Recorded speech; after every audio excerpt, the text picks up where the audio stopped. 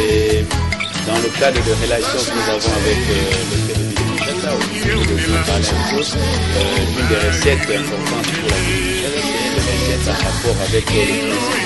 Je crois qu'il y a un problème au niveau de Kinshasa. Beaucoup de gens font du tourisme, mais je crois que très peu déboursent de l'argent pour le faire dans la ville de Kinshasa. Je crois que pour renforcer les actions du gouvernement de la ville de Kinshasa, il est intéressant qu'on puisse se pencher un peu sur ce genre de choses. Oui, par exemple, du côté de Koukolé, on vous dira que non, un appareil de photo ou une caméra ne peut pas y avoir accès parce qu'il s'agit d'une frontière.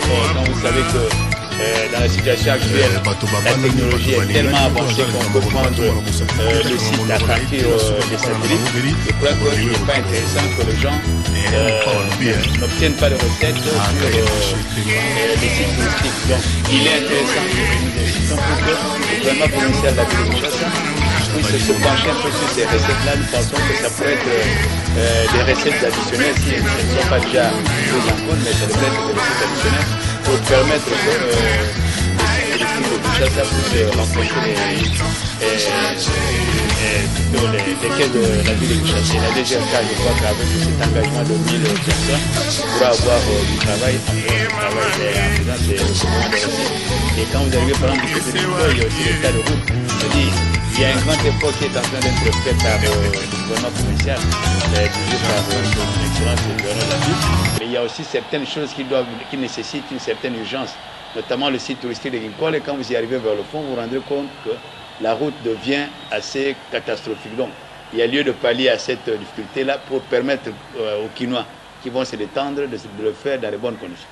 Voilà, il appartient donc à André Kimbuta Yango, qui est donc le numéro 1 de la ville de province de Kinshasa, de tenir compte de ces préoccupations pour qu'on arrive à trouver une solution finale. Vous avez reconnu, amis sportifs, sur ces images-là, la colonie congolaise qui, du reste, fait flotter le drapeau de la RDC. C'est une très bonne chose.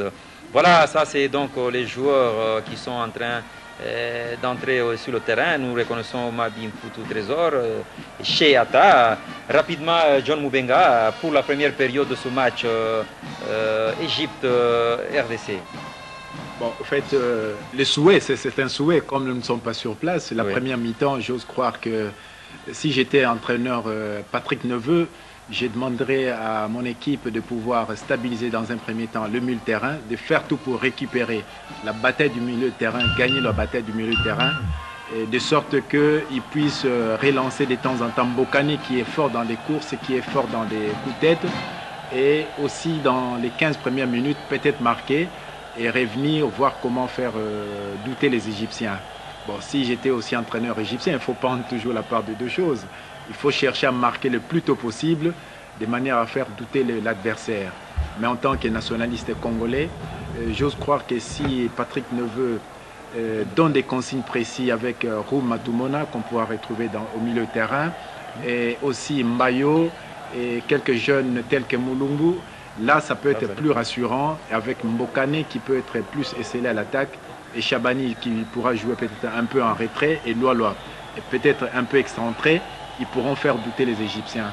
Donc j'ose croire que de deux côtés, les chances dans un premier temps c'est un match que je vois qui n'est pas trop déséquilibré, mais ça c'est un match un peu équilibré.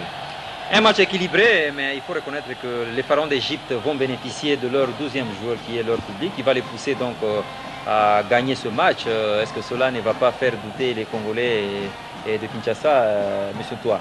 Non, je crois que les Congolais de Kinshasa ils sont habitués. Déjà le public au stade Tata Raphaël vient plutôt au stade des Martyrs vient toujours nombreux. Je crois que ce n'est pas ce public-là qui peut faire trembler les joueurs congolais. Ils sont habitués à ce genre. Peut-être à un public beaucoup plus important que celui qu'il y a dans ce stade. Mais seulement il y a un dispositif assez intéressant. Quand vous regardez les gens dans ce stade, Je crois que la FIFA avait raison de faire des recommandations au stade de Martyrs pour que les gens se retrouvent dans des conditions plus acceptables. Et aussi, Baudouin, s'il faut ajouter, tel que le directeur l'a dit, le 12e, ça peut être aussi en fait, le public.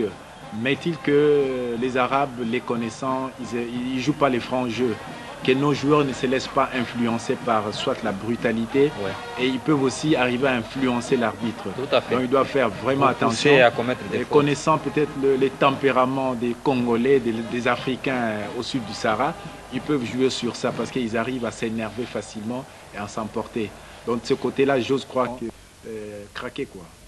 Voilà, nous nous rendons rapidement au stade du Caire pour suivre la première période de ce match. Les Pharaons d'Égypte face à nos léopards, Monsieur Kaboulou.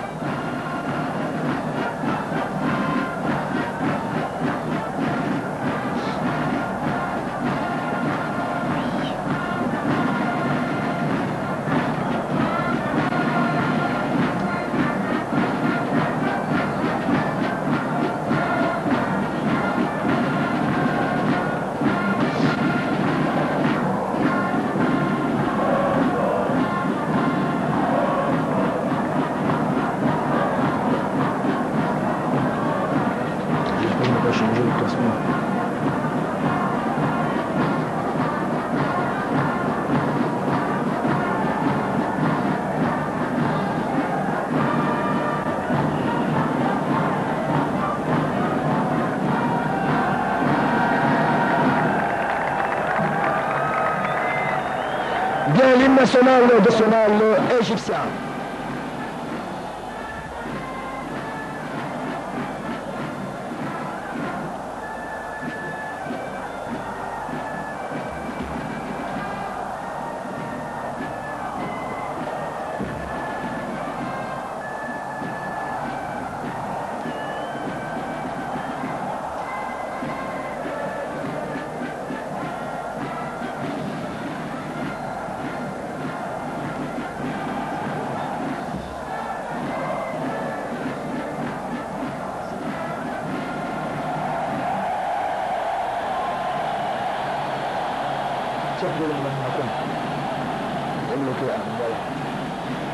Voilà donc les arbitres mauriciens de ce match qui vont diriger ce match très important. Et je vous donnerai les noms des arbitres dans quelques instants, mais sachez qu'il l'île Maurice, le commissaire Belkaya vient lui du Maroc. Bien sûr, nous serons dans ces studios avec Fouassa Tombissa Diaba, notre consultant de luxe depuis le stade de Martyrs. Fouassa, c'est pour la première fois que nous nous retrouvons sur l'échiquier international. Effectivement, Kaboulou, c'est la première fois dans un si beau stade, ce stade qui est quand même mythique, que les Congolais connaissent depuis 1974, l'année où les Léopards ont glané leur deuxième Coupe d'Afrique des Nations, mais stade qui a été renouvelé et qui a été aussi mis à contribution lors de la Coupe d'Afrique des Nations de 2006, à laquelle ont participé les Léopards, dont certains se retrouvent encore aujourd'hui en train de revivre l'ambiance égyptienne. Kaboulou. Bien, là, quand les deux équipes posent pour les photographes, je vous annonce la composition. Vous voyez bien le numéro 1, c'est le gardien Kidiaba Mouteba. Nous avons 4 défenseurs. Nous avons Dikaba Rodrigue qui joue à Beauvais et qui va jouer comme latéral droit. Le latéral gauche, c'est Ilunga Erita de Toulouse, avec comme stopper Bokese Gladys du Daring Club Motema Pembe et avec comme libéraux Mabiala Laris du Paris Saint-Germain. Nous aurons un milieu défensif Cholola Chinyama qui joue à l'Ukraine. Nous aurons deux milieux du terrain, Momombo Youssef à Amiens et Mbayo Kibemba qui joue à l'Ukraine. À l'attaque, deux attaquants excentrés, Shabani Monda de Galatasaray et Loa de Olympiakos de Pirée. Et comme avant-centre, nous aurons Bokani, Bezois, Dieu merci, qui joue standard que l'entraîneur Patrick Neveu aligne aujourd'hui. Mais je vous signale que sur